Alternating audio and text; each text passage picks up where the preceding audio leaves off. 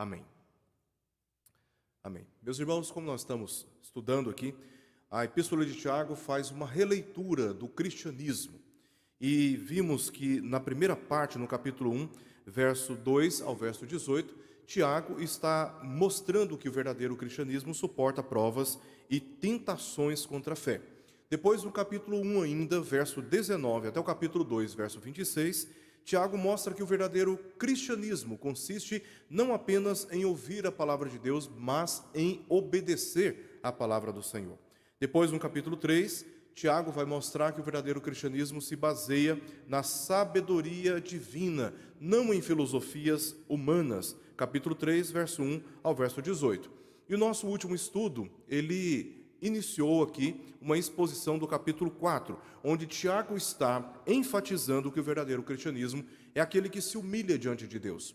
O cristão não é aquele que age com arrogância diante do Senhor e diante da sua palavra, muito menos diante também dos seus irmãos. O verdadeiro cristão é aquele que se humilha diante do Senhor e também trata com dignidade, com respeito, os seus próprios irmãos. Isso é o que nós começamos a estudar aqui no capítulo 1, verso 1, e vamos até o verso 17 hoje. Mas antes, fazer uma recapitulação daquilo que nós estudamos aqui anteriormente. Então, este capítulo, ele indica que havia muitas disputas e divisões carnais entre os membros da igreja. A gente acha que a igreja é um lugar onde você só vai encontrar gente santa, gente perfeita, mas não, a igreja é como um hospital espiritual, onde aquelas pessoas que reconhecem estarem sofrendo por causa do pecado e dos seus danos, resolvem então se unir com outras pessoas diante de Deus a fim de buscar convencimento, de restauração, solução, resposta. Então, a igreja é o lugar onde se reúnem aqueles que são deficientes. Eles não são diferentes daqueles que estão andando no mundo, senão no tocante ao reconhecimento do seu pecado e a busca da santificação do pecado aos pés do Senhor Jesus Cristo. Então, Tiago está escrevendo para cristãos. Tiago está escrevendo para a igreja, e nesta igreja, como ele diz no verso 1 do capítulo 4, havia guerras e contendas. E uma das causas, além dos desejos pecaminosos do coração, porque o pecado, na experiência humana, é resultado da atração que o homem tem em seu coração pelo pecado, capítulo 1, versos 12 a 15, uma das causas dessas guerras e dessas contendas no seio da igreja era a arrogância de muitos, a arrogância intelectual de muitos contra outros. Capítulo 3, verso 1 ao verso 2 e versos 13 ao verso 18. Então, como resultado dessa arrogância intelectual, Tiago tem que tratar aqui esses problemas, como dissensões, hipocrisia religiosa e o preconceito estúpido. Aquele que era humilde entrava dentro da igreja e ele era tratado como sendo uma pessoa de menos valor, enquanto os ricos, eles ocupavam posições de destaque e de honra. Então isso não poderia acontecer dentro da igreja, pois todos nós, independente das nossas condições socioeconômicas, somos um só povo por meio da fé em Jesus Cristo. Então, as nossas diferenças socioeconômicas, elas se dissolvem, se diluem, elas desaparecem quando temos o foco certo na vida cristã. Então, Tiago tem que tratar esses problemas dentro da igreja, porque eles estavam sendo evidenciados com guerras, com hostilidades e também com contendas dentro da igreja. Então, é trágico quando irmãos vivem juntos, mas eles vivem juntos em discórdia, em iras, o tempo todo alfinetando, o tempo todo ofendendo, o tempo todo criando problemas, o tempo todo criticando. Então é trágico para qualquer igreja, quando os irmãos estão unidos, estão juntos, mas ainda não desfrutam da paz. Por essa razão, visando a restauração, e aqui eu digo o avivamento da igreja, Tiago apelou para que cada um mostrasse suas obras em mansidão de sabedoria, mediante conduta aprovada, capítulo 3, verso 13, pela coerência da fé e das ações. Como já vimos aqui, do capítulo 1, verso 19, ao capítulo 2, verso 26, Tiago enfatiza que o verdadeiro cristianismo, o verdadeiro cristão, é aquele que conhece a palavra de Deus, é aquele que examina a palavra de Deus, não apenas para enriquecer o seu conhecimento, mas para transformar, influenciar transformações na sua própria vida. Então, Tiago está dizendo: vocês se julgam sábios, demonstrem isso no testemunho de vocês, no modo como vocês tratam uns aos outros. Porque crentes imaturos, falsos religiosos, crentes que se escondem, ou pessoas que se escondem atrás de uma religiosidade, mas não têm fé verdadeira em Cristo Jesus, elas são arrogantes. O conhecimento, o status profissional, o acadêmico, a antiguidade dentro de uma comunidade, tudo é usado como subsídios, como instrumentos para alimentar a sua autoconfiança na maneira de tratar uns aos outros. Então Tiago está dizendo: você diz que é sábio, que você é maduro, então demonstre isso na maneira como você trata o seu irmão. Você o considera superior a você, ou você se considera superior a ele, a ponto de maltratá-lo, ofendê-lo, tratá-lo como se ele tivesse menos dignidade do que você? Então, você que se julga, verso 13, sábio e inteligente, mostre no seu comportamento manso a relação da fé que você professa e o seu atendimento. Somente assim, os crentes, segundo o argumento de Tiago, aqui no capítulo 4 ainda, verso 1 até o verso 7, somente assim os crentes superam seus 3 maiores desafios. Primeiro, a carne, verso 1 ao verso 3. Segundo, o mundo, verso 4 ao verso 5. O mundo como um sistema de vida pecaminoso, alheio à palavra do Senhor. Este mundo oferece prazeres temporais, imediatos, intensos, oferece oportunidades para que você ignore a palavra do Senhor. Então, este mundo, ele é, para os cristãos, um inimigo. Por que ele é um inimigo? Porque a nossa natureza é atraído àquilo que o mundo oferece. E o cristão tem que aprender a resistir essas atrações do mundo, essas seduções do mundo, essas amizades do mundo, esses prazeres do mundo que, em troca do prazer, eles nos afastam do Senhor ou nos colocam em lugar, em uma posição de rebeldia à palavra do Senhor. Então, Tiago está esclarecendo que somente assim os crentes, os cristãos, aprenderão e saberão como verdadeiramente resistir à sua natureza pecaminosa, às seduções do mundo e, por fim, o diabo, chamado na Bíblia de caluniador. Verso 6 ao verso 7. Logo depois de Tiago abordar essas questões que vimos em nosso último estudo, Tiago agora termina o capítulo 4, fazendo 3 sérias advertências aos cristãos. E nós trazemos essas advertências para os dias de hoje. Verso 8 ao verso 9, advertência contra o orgulho, que é algo que ele está tratando desde o capítulo 1. Alguns estavam ensinando, outros julgando, se julgavam em condições não de ouvir passivamente, de serem ensinados, de aprenderem. Eles se julgavam na condição de estarem no lugar daqueles que estavam ensinando.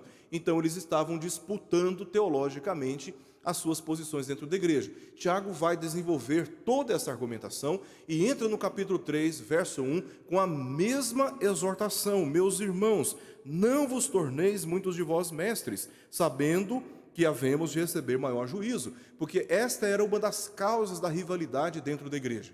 Pessoas que não tinham coração ensinável, porque eram orgulhosos. E Tiago vai chamar a nossa atenção para este problema que também está presente dentro das nossas igrejas hoje. Uma advertência contra o orgulho. Depois, uma advertência contra a maledicência, o falso testemunho, a calúnia de uns contra os outros. A gente acha que isso não está presente na igreja? Tá. E uma das evidências está aqui, no próprio texto bíblico. Tiago está tratando isso dentro da igreja. Irmãos que estavam falando mal uns dos outros. Então, Tiago vai trazer uma exortação para este problema tão antigo quanto atual, versos 11 e verso 12, e por fim, ele traz uma advertência contra a autoconfiança arrogante. Confiar em nós é uma virtude. Se você não confiar em você, não saber as suas habilidades, não saber os seus dotes, não conhecer os seus limites, você não é capaz de tomar decisões e assumir responsabilidades. Então você precisa se conhecer e assim então enfrentar os desafios que você sabe que pode enfrentar, porque você conhece a si mesmo. Então essa confiança, ela é saudável. Só que a autoconfiança condenável que Tiago traz aqui, é essa autoconfiança capaz de ignorar a palavra de Deus, ignorar os conselhos de Deus e viver como se Deus não existisse. E é isso que ele vai tratar nos versos 13 ao verso 14. Vamos ler a primeira parte aqui do nosso texto, verso 8 ao verso 10, onde Tiago faz uma exortação contra o orgulho. Ele diz assim: chegai-vos a Deus, e ele se chegará a vós outros. Purificai as mãos, pecadores, e vós que sois de ânimo dobre, limpai o coração. Afligi-vos, chorai, lamentai e chorai. Converta-se o vosso riso em pranto e a vossa alegria em tristeza. Humilhai-vos na presença do Senhor, e ele vos exaltará. Então, este faz parte ainda daquela reflexão que Tiago faz de alguns pontos do Sermão da Montanha que Jesus pregou. Este é o quinto dos 12 ensinos de Jesus registrado no Sermão da Montanha, Sermão do Monte, que nós encontramos em Mateus capítulo 5 ao capítulo 7. E ele está repensando os ensinos de Jesus aqui na sua epístola. E o texto diz: ninguém pode servir a dois senhores, porque ou há de aborrecer-se de um e amar ao outro, ou se devotará a um e desprezará o outro. Não podeis servir a Deus e às riquezas. Ele está refletindo este ensino do verso 1 até o final aqui no verso 10. Os crentes, eles precisam aprender a servir a Deus, não a carne, não o mundo e não os interesses do diabo no mundo. Então, eles têm que colocar Deus como prioridade na sua própria vida. E é por isso que esse texto aqui, o ensino de Jesus, ele reflete exatamente aquilo que Tiago está tratando nessa parte da sua epístola. Então, a advertência que ele faz aqui contra o orgulho. Tiago iniciou o capítulo fazendo a menção de guerras e contendas entre os irmãos. E qual que era o contexto? O contexto era intelectual. Como já vimos, capítulo 1, verso 19 ao verso 21. Uns estavam ensinando, ou seja, falando, e outros estavam ouvindo. Só que aqueles que estavam ouvindo, eles estavam ansiosos também para falar. Então, é por isso que Tiago fala no capítulo 1. Meus irmãos, estejam prontos para ouvir, tardios para falar, evitam se precipitar em querer falar. E a razão está no capítulo 3, verso 1. Tardio também para se irar, porque, ao que tudo indica, aqueles que estavam sendo ensinados, eles não estavam aceitando ser ensinados, estavam reagindo, respondendo com animosidade, com indisposição àqueles que estavam ensinando. Então havia ali guerras e contendas num contexto intelectual, também moral. Capítulo 1, verso 22 ao verso 27.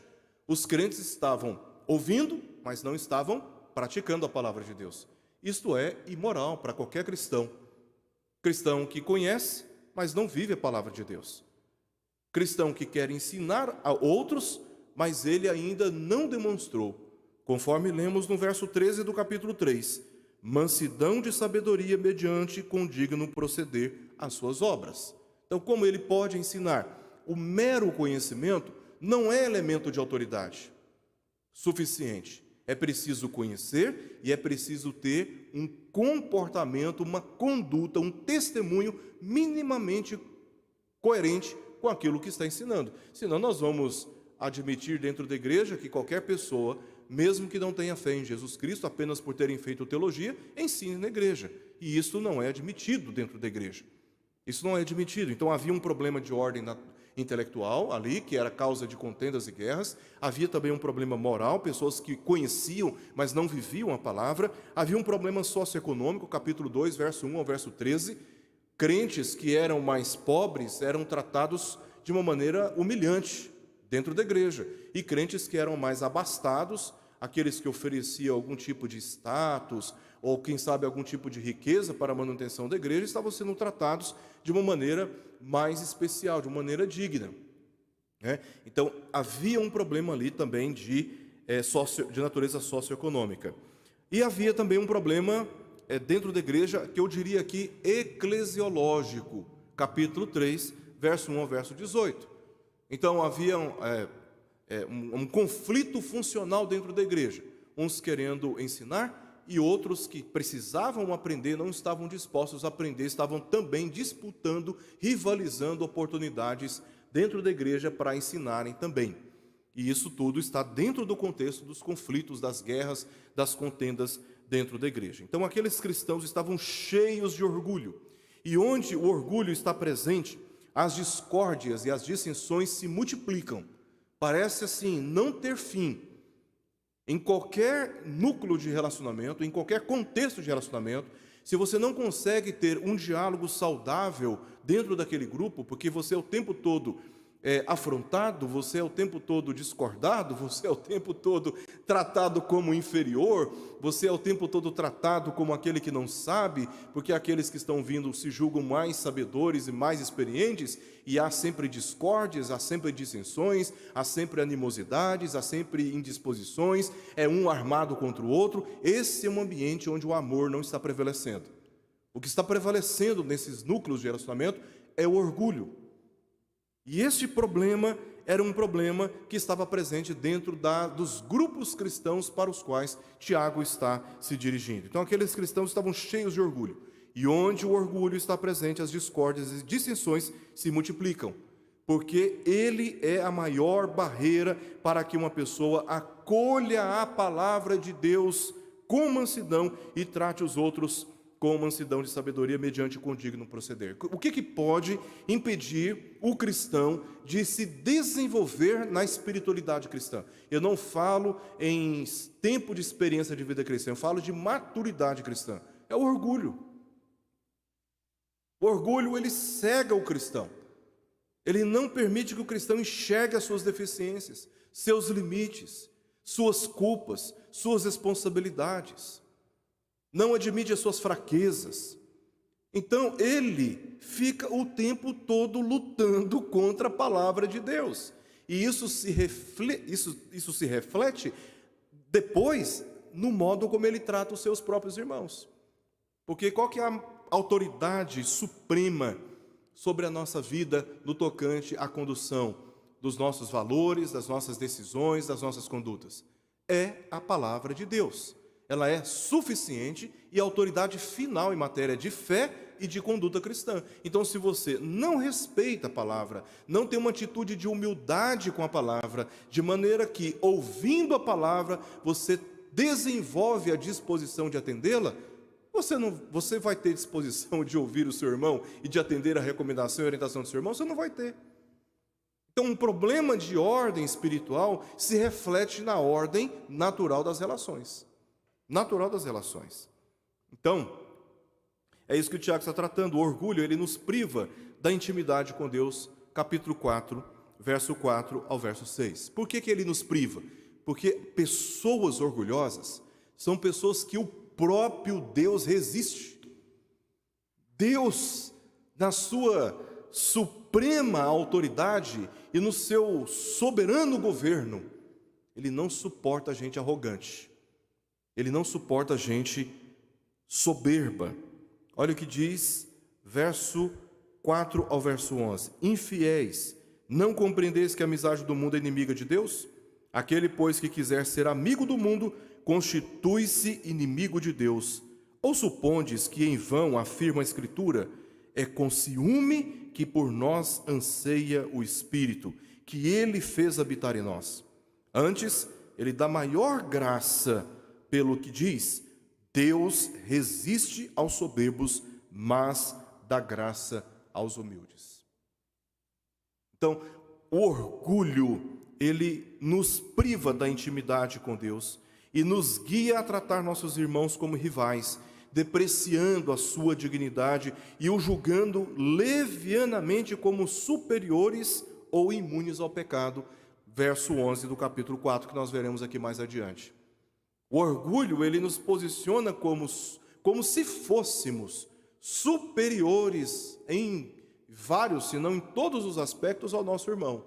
Então, ao invés de o vermos como Senhor, nós o vemos como servos, que estão ali para fazerem a nossa vontade, para atenderem às nossas opiniões, para concordarem com as nossas ideias, para satisfazerem as nossas expectativas. E quando isso não é atendido, aí ele passa a ser alvo de críticas persistentes, hostilidades, ofensas, perseguições veladas. E isso acontece de uma forma muito comum no nosso meio. Muito comum no nosso meio. Então, isso acontece não apenas por causa desse falso senso e vergonhoso senso de superioridade em relação aos nossos irmãos, mas porque muitas vezes nós desenvolvemos uma autoconfiança a ponto de achar que nós estamos imunes aos pecados que nós acusamos na vida do nosso irmão, que nós julgamos e criticamos na vida do nosso irmão. Se nós tivéssemos uma consciência clara dessas coisas, nós seríamos mais humildes, porque nós queremos ser tratados com misericórdia. Então, aqueles que exercitam misericórdia, eles recebem misericórdia. Bem-aventurados os misericordiosos, porque alcançarão misericórdia. E aí, nós olhamos para o nosso irmão com mais zelo e com mais cuidado. Nós não deixamos de corrigir biblicamente quando necessário, mas sempre agimos de forma humilde e misericordiosa, porque nós estamos sujeitos aos mesmos pecados, ou talvez piores ainda. Piores pecados ainda, e esse mundo dá muita volta, viu? Como esse mundo dá volta, né? Como esse mundo dá volta.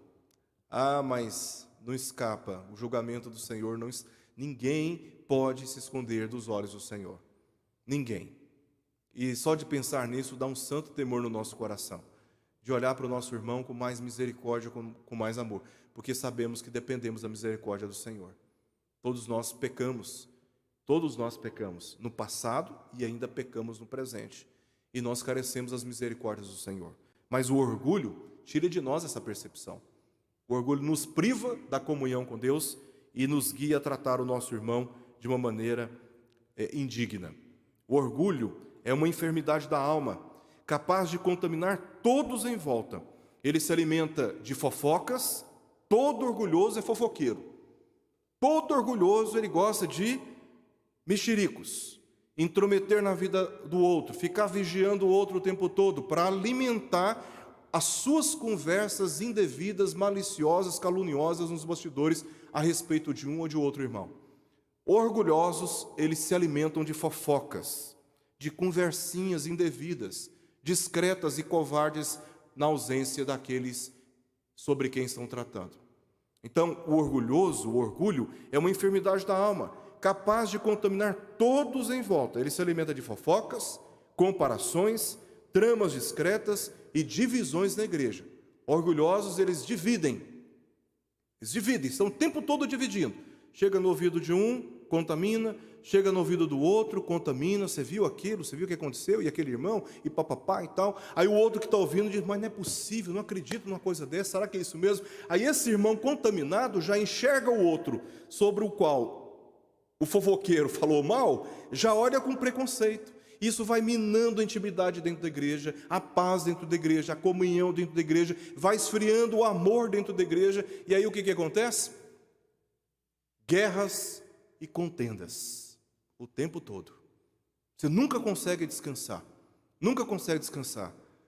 por causa da atividade frenética, intensa, persistente de pessoas que são orgulhosas, que vivem fazendo tramas discretas, em bastidores, se armando, promovendo divisões. E a natureza do engano, sua natureza, e a natureza do engano, ela do orgulho, ela sempre se esconde atrás da piedade para manipular relacionamentos que satisfaçam interesses egoístas.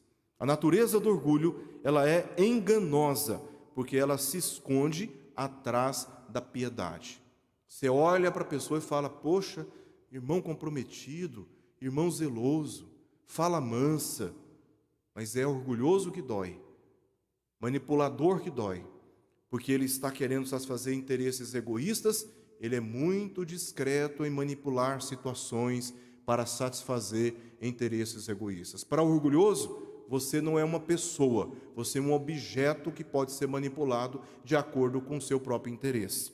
A natureza do orgulho é enganosa, porque acusa os outros de faltas que pratica sigilosamente.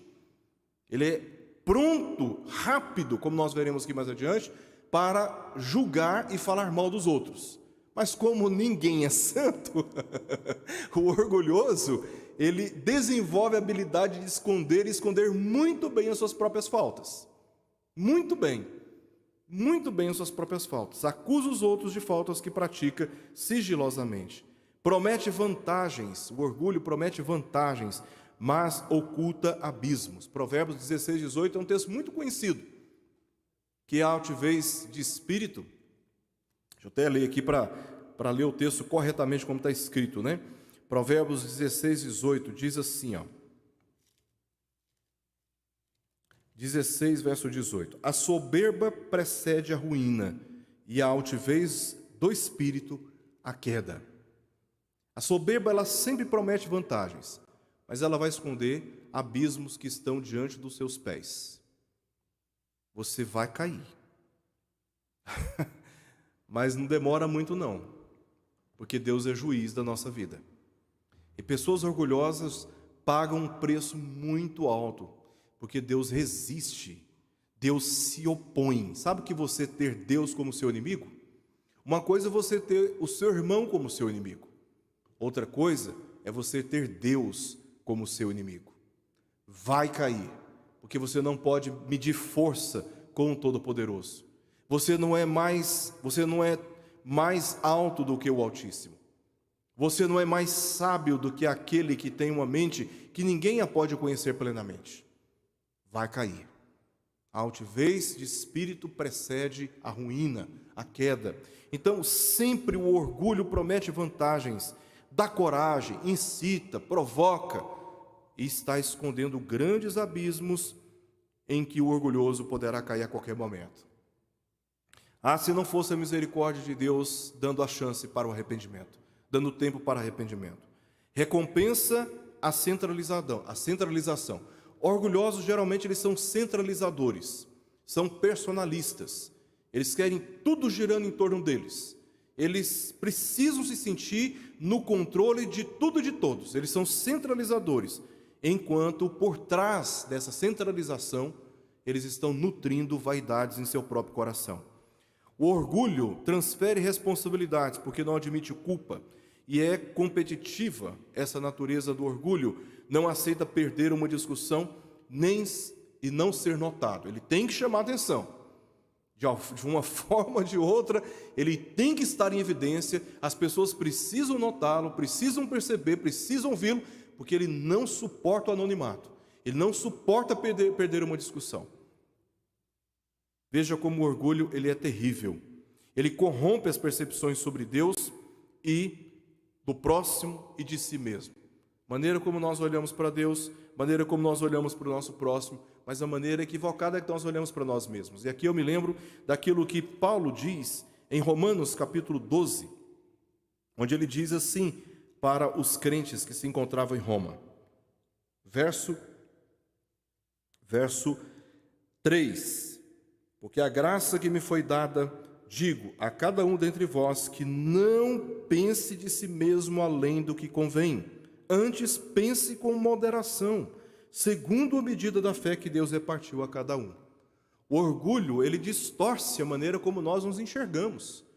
É por isso que nós, nos vendo superiores, mais dignos ou mais merecedores do que o nosso irmão, nós o tratamos de uma maneira indevida. Ele corrompe a nossa maneira de nos enxergar, corrompe a maneira de nós enxergarmos o nosso irmão e corrompe a nossa maneira de enxergarmos a Deus. É o que o Tiago vai falar mais adiante. Portanto, os seus efeitos são danosos e a sua causa é o pecado da cobiça no coração. Desejos perniciosos, perversos. A solução e principal confrontação contra o orgulho é a humilhação diante de Deus, indicada nas palavras de Tiago, versos 8 ao verso 10. Ele diz: chegai-vos a Deus, e Ele se chegará a vós outros. Isso é humilhação. Sabe por que nós procuramos a Deus? Porque nós reconhecemos que nós não podemos cuidar de nós mesmos. Nós precisamos do Senhor, e é por isso que nós nos achegamos a Ele. Ele diz também: purificai as mãos, pecadores. Parem de ficar alimentando o pecado, maculando o seu testemunho, insistindo no erro, não reconhecendo as suas faltas, transferindo culpas. Parem com isso. Purifiquem as suas mãos. reconheçam os seus pecados, se arrependam dos seus pecados, voltem-se para Deus, pecadores, lavem as suas mãos, santifiquem a vossa alma. Tiago está fazendo uma séria advertência à igreja contra o pecado do orgulho. Achegai-vos a Deus, e Ele se chegará a vós outros. Purificai as mãos, pecadores, vós de ânimo dobre, cheios de exultação, cheios de si mesmo, cheios de falsa confiança, limpai o coração. E ele continua: afligi-vos, chorai, lamentai. Me lembro aqui agora da oração de Daniel no capítulo 9, reconhecendo os pecados do povo de Israel, como ele chorou na presença de Deus em jejum. A aflição aqui, certamente, pelo contexto do próprio Antigo Testamento, e Tiago era um judeu tradicional, certamente este é o entendimento que tinha na mente dele da Antiga Aliança. A aflição aqui era a experiência de você se dedicar às orações em jejum, que você se vestia de pano de saco e jogava cinza sobre a sua cabeça, e assim você se humilhava. Se as vestes, elas expõem a dignidade do homem, você abre mão dessas vestes, se veste vestes de pano de saco e joga cinza sobre a sua cabeça, para simbolizar a sua humilhação diante daquele que você está orando. Afligi-vos, lamentai, chorai. Humilhação diante de Deus. Converta-se o vosso riso em pranto, sua alegria no mundo, seu prazer no pecado. Converta isso em arrependimento diante de Deus, converta isso em humilhação na presença de Deus, a vossa alegria em tristeza. E por fim, humilhai-vos na presença do Senhor, e Ele vos exaltará. Vocês querem se exaltar? Então busquem a verdadeira exaltação, que é aquela que vem de Deus, não é aquela que vem dos homens, não é aquela que você promove falando de si mesmo, buscando promover méritos pessoais. Confie, porque aqueles que se humilham diante do Senhor, diz Tiago, Ele é quem há de exaltar. O ponto destacado dessas advertências contra o orgulho na igreja é a promessa de que aquele que se humilha na presença do Senhor, o Senhor é quem o exaltará. O orgulhoso se exalta, movido por desejos pecaminosos, razão porque é resistido por Deus. O orgulhoso está dizendo para Deus: olha, eu não preciso do Senhor, eu posso cuidar da minha própria vida, então não se meta nos meus negócios, não se meta nos meus interesses. Deus tem ojeriza do soberbo, e Ele resiste, Ele se opõe ao soberbo, mas Ele dá graça àqueles que são humildes, aqueles que se humilham na presença dEle, dizendo: Senhor, a despeito do que eu represento para a minha comunidade, para a minha família, para a sociedade, a despeito da minha formação acadêmica, do salário que eu tenho, da minha posição profissional, a despeito, Senhor, de tudo que eu já conquistei na minha vida, até mesmo das virtudes que eu julgo ter, melhor do que muitos que estão em minha volta, eu me apresento diante do Senhor como aquele que depende de Ti, porque eu reconheço o pecado que está em mim. A este, o Senhor dá a sua graça, o Senhor abençoa. Mas aquele que nem sequer ora, nem sequer se humilha diante do Senhor, que acha que não precisa do Senhor, Deus o entrega à sorte dos seus próprios interesses.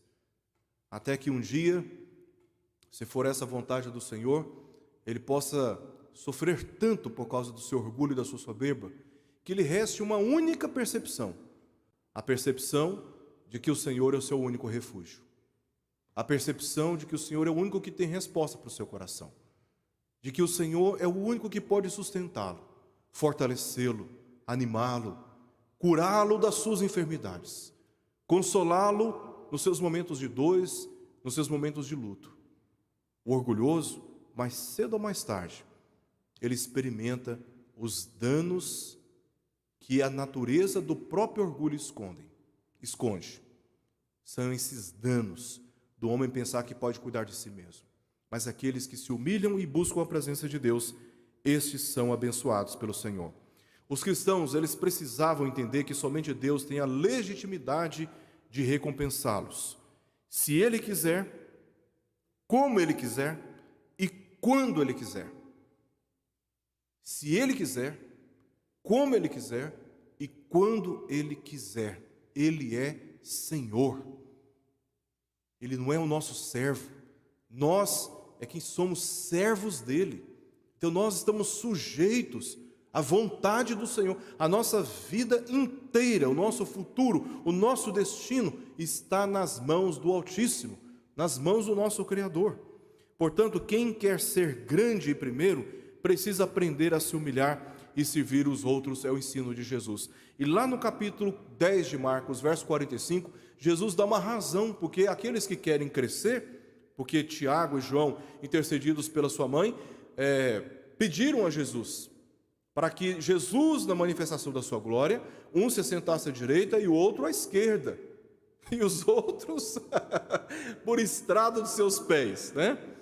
Então aquilo causou uma discussão entre os discípulos, e nós não sabemos por quê, se é porque eles chegaram primeiro com esse pedido, ou porque eles se sentiram menosprezados por aqueles dois discípulos, João e Tiago. O fato é que Jesus exortou, dizendo: os dominadores dos povos os têm sob seu domínio, mas entre vós não é assim. Quem quer ser grande, que sirva. Quem quer ser o primeiro, que sirva. E ele dá razão no verso 45, dizendo: pois o próprio Filho do Homem não veio para ser servido, mas para servir e dar a sua vida por resgate de muitos. Ora, se Jesus, o Filho de Deus, veio ao mundo para nos servir, quem somos nós para exigir ser servidos? Quem somos nós?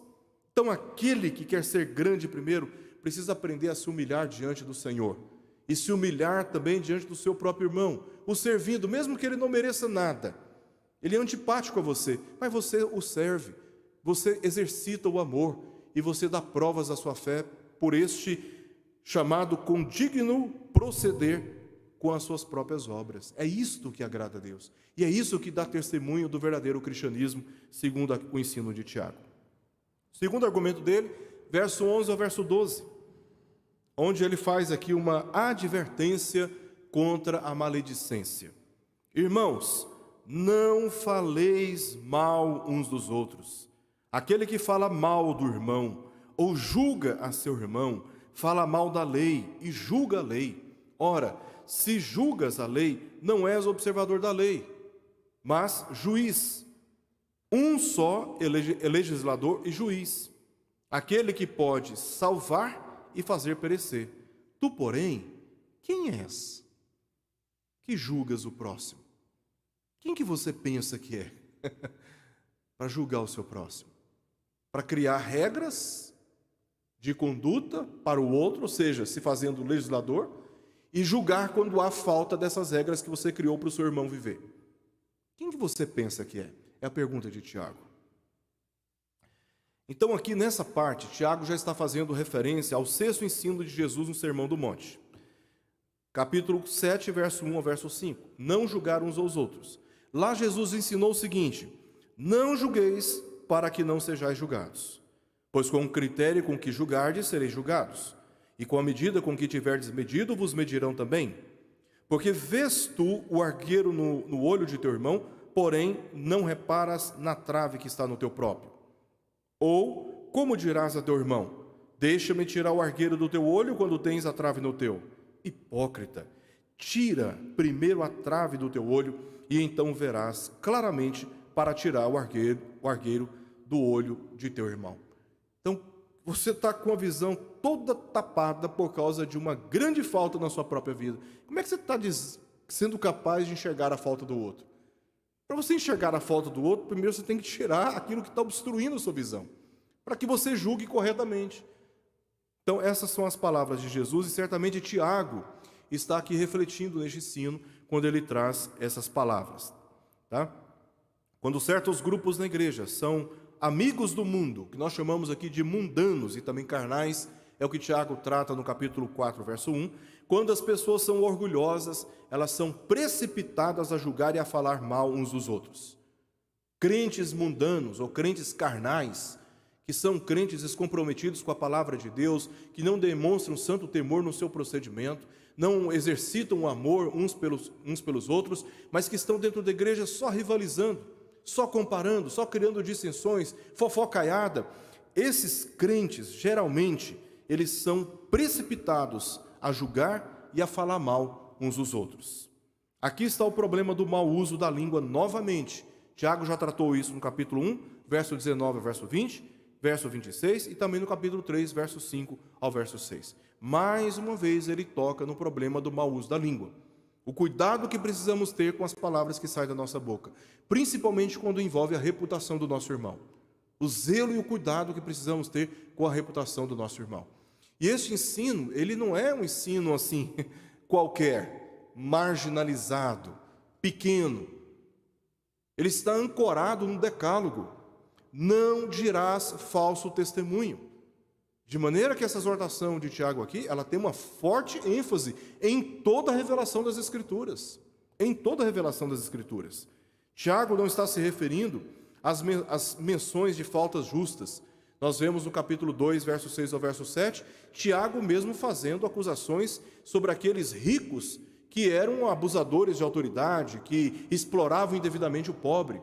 Tiago está fazendo uma crítica, um juízo de ricos que eram perversos e que arrastavam muitos crentes para os tribunais. Mas Tiago está fazendo referência aos julgamentos tomados por perversos pensamentos. Isso está no próprio capítulo 2, verso 4, que estavam promovendo ira, preconceitos e humilhações injustas, guerras e contendas dentro da igreja. Então não é a percepção de faltas reais, verdadeiras. Não. É a motivação de, ao fazer menção dessas coisas, promover ira dentro da igreja, divisões dentro da igreja, dissensões e guerras dentro da igreja. Porque quando você tem a percepção bíblica da falta do seu irmão, a primeira coisa que você faz não é contar para outro. Você vai falar com o seu irmão. E se você não tem coragem de falar com o seu irmão, você não está autorizado a falar com outra pessoa. Então, essa é a grande diferença.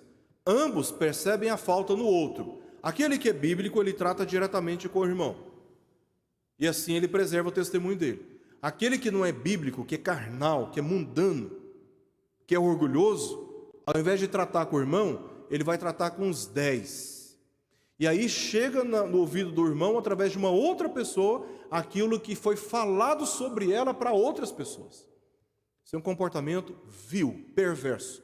É um comportamento fundamentado naquilo que Tiago diz em perversos pensamentos. Verso 4 do capítulo 2. Então, mais uma vez, ele não está fazendo aqui as menções justas, mas as menções indevidas. Era isso o que estava acontecendo entre os grupos de cristãos da dispersão. Não havia um templo situado numa localização. Eram vários grupos cristãos espalhados na região norte da Turquia. Então, quantas igrejas já não foram divididas e se tornaram escândalo perante os incrédulos por causa do poder ofensivo de línguas odiosas e críticas. E Tiago descreve o poder da língua aqui no capítulo 3, verso 5 ao verso 9. Palavras, como ele mesmo menciona, no final do verso 5, vede como uma fagulha, uma palavra que você libera, tão pequena e aparentemente inofensiva, põe em brasas tão grande selva. Igrejas podem se dividir, se enfraquecer e o nome do Senhor ser objeto de escárnio no mundo por causa do mau comportamento da língua praticado por crentes dentro da igreja. Isso é muito sério. Isso é muito sério. A Bíblia nos ensina que devemos ter discernimento cristão, como, por exemplo, 1 Tessalonicenses, capítulo 5, versos 21 e 22. Julgai todas as coisas, retende o que é bom. 1 João 4, 1 a 6, quando João está instruindo os cristãos a fazerem julgamento dos falsos profetas, como eles atuam, eles precisam ser discernidos. Mas isso não significa que estamos autorizados a julgar os corações e os motivos dos outros. Nós julgamos obras, mas nós não julgamos motivações e não julgamos o destino de ninguém. Nós não temos essa autorização. Em Mateus, capítulo 7, verso 1 ao verso 5, que eu já li aqui, Jesus ensinou que os crentes têm o direito de ajudar os outros a vencer seus pecados, mas devem primeiro julgar a sua própria pecaminosidade. Se temos uma trave no olho, que direito temos de criticar os que têm um cisco no dele? Tiago afirma que quando falamos mal ou julgamos os nossos irmãos, estamos falando mal e julgando a lei, é o que ele diz no verso 11, usurpando assim a autoridade que só Deus pode exercer, porque Ele é o único que tem o direito de julgar e Ele é o único que tem o poder para punir. Então isso é esfera da autoridade do Senhor, isso não compete a nós. Falar mal uns dos outros é totalmente incongruente com o espírito humilde que Deus deseja de todos nós. Pessoas humildes não ficam alimentando fofocas dentro da igreja, calúnias, dissensões, divisões, comparações, críticas persistentes, inquietações terríveis, descontentamento, falta de alegria, de paz, de amor, de mansidão, de longanimidade. Pessoas cheias do Espírito Santo, igrejas avivadas têm outra postura, crentes cheios do Espírito Santo têm outra postura. Eles repudiam o pecado na sua própria vida, eles têm vergonha dos seus maus comportamentos, eles refreiam a língua, acolhendo com mansidão a palavra do Senhor e agindo com condigno proceder, demonstrando isso através das suas próprias obras. Crentes cheios do Espírito, cristãos verdadeiros, eles ouvem a palavra do Senhor e, portanto, eles atendem a palavra do Senhor. O último ensino de Tiago se encontra nos versos 13 ao verso 17, onde ele diz: atendei agora vós que dizeis, hoje ou amanhã iremos para a cidade tal, e lá passaremos um ano, e negociaremos e teremos lucros. Vós não sabeis o que sucederá amanhã, que é a vossa vida. Sois apenas como neblina que aparece por um instante e logo se dissipa. Em vez disso, devias dizer, se o Senhor quiser, não só viveremos, como também faremos isto ou aquilo. Agora, entretanto, vos jactais das vossas arrogantes pretensões. Toda jactância semelhante a essa é maligna. Portanto, aquele que sabe que deve fazer o bem e não faz, nisto ou nisso está pecando. Aqui, Tiago faz agora uma sétima referência a um ponto do sermão de Jesus, lá em capítulos 5 a 7 do Evangelho de Mateus, que é resistir à soberba da vida, capítulo 6, versos 28 ao verso 34. Jesus disse: e por que andais ansiosos quanto ao vestuário? Considerai como crescem os lírios do campo, eles não trabalham, nem fiam. Eu, contudo, vos afirmo que nem Salomão em toda a sua glória se vestiu como qualquer deles. Ora, se Deus veste assim a erva do campo que hoje existe e amanhã lançada no forno, quanto mais a vós outros, homens de pequena fé. Portanto, não vos inquieteis dizendo, que comeremos, que beberemos, ou com que vestiremos? Porque os gentios é que procuram todas essas coisas, pois vosso Pai Celeste sabe que necessitais de todas elas. Buscai, pois, em primeiro lugar, o seu reino e a sua justiça, e todas essas coisas vos serão acrescentadas. Portanto, não vos inquieteis com o dia de amanhã, pois o amanhã trará os seus cuidados, basta ao dia o seu próprio mal. Este é o ensino de Jesus no Evangelho de Mateus. E veja como as bases desse ensino estão intimamente presentes aqui no verso 13 ao verso 17 do texto de Tiago. O orgulho que ele tratou aqui, verso 8 até o verso 10, a crítica que ele tratou no verso 11 e o verso 12, e a autoconfiança que ele trata no verso 13 ao verso 17, andam juntos. Orgulho, crítica e autoconfiança. Pessoas humildes não pensam e decidem logo o que fazer.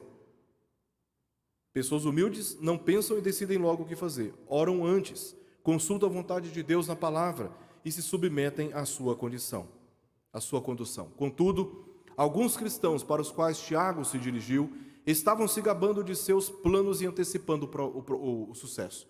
Eles estavam especulando o futuro e, com base na especulação do futuro, eles já estavam antecipando que lucros que eles teriam.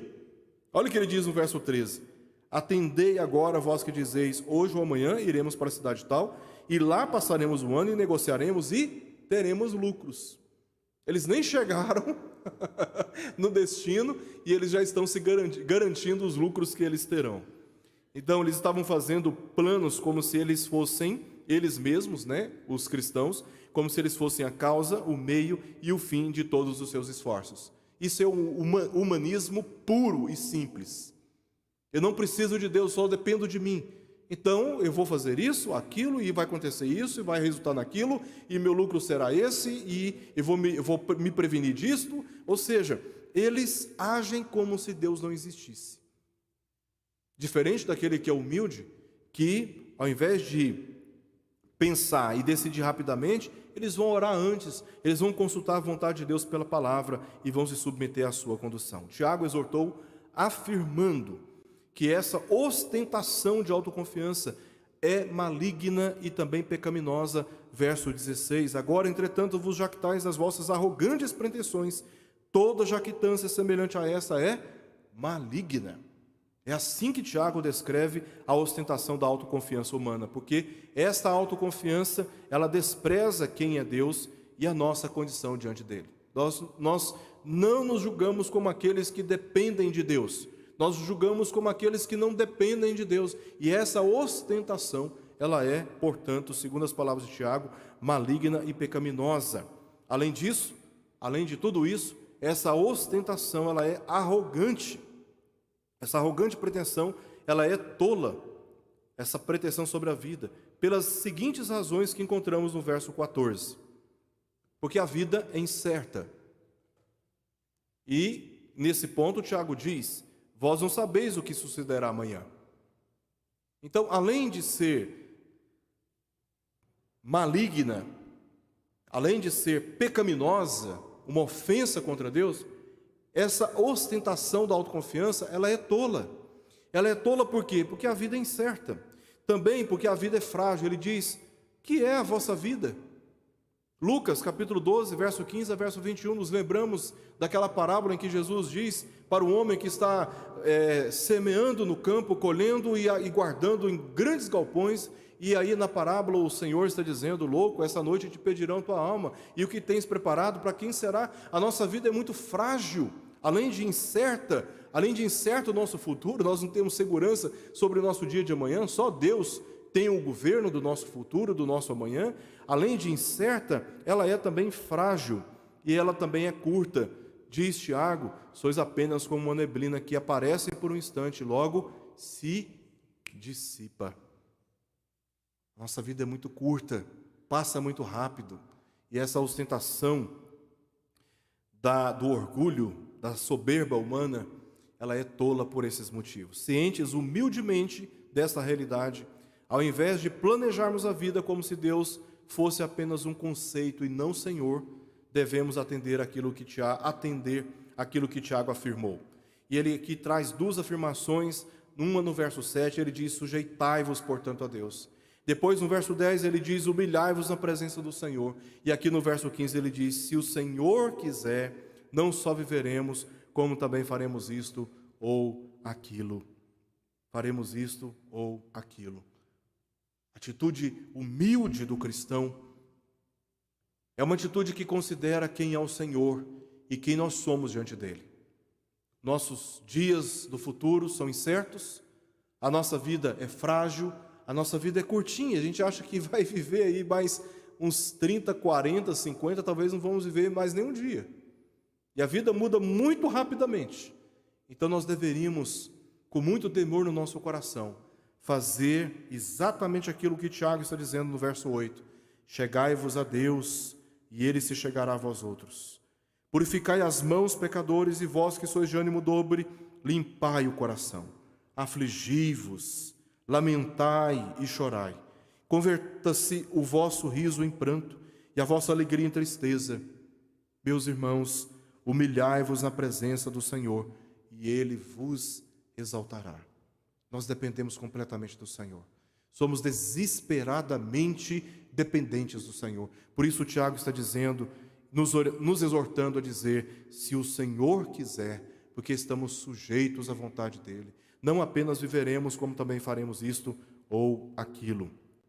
Portanto, o verso 17 resume o capítulo ao dizer: portanto, aquele que sabe que deve fazer o bem e não o faz, nisso está pecando. E aqui Tiago está resumindo todo o capítulo, indicando que podemos pecar, tanto por omissão, nós sabemos que devemos fazer e nós não fazemos, como também, verso 1 ao verso 12, como também por ações arrogantes nos relacionamentos com Deus, nossos irmãos e também com a própria vida.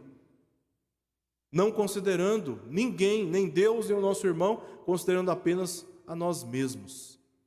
Ações arrogantes. Podemos pecar por omissão ou por ações marcadas pela rebeldia e pela arrogância, na presença de Deus e na presença dos nossos irmãos.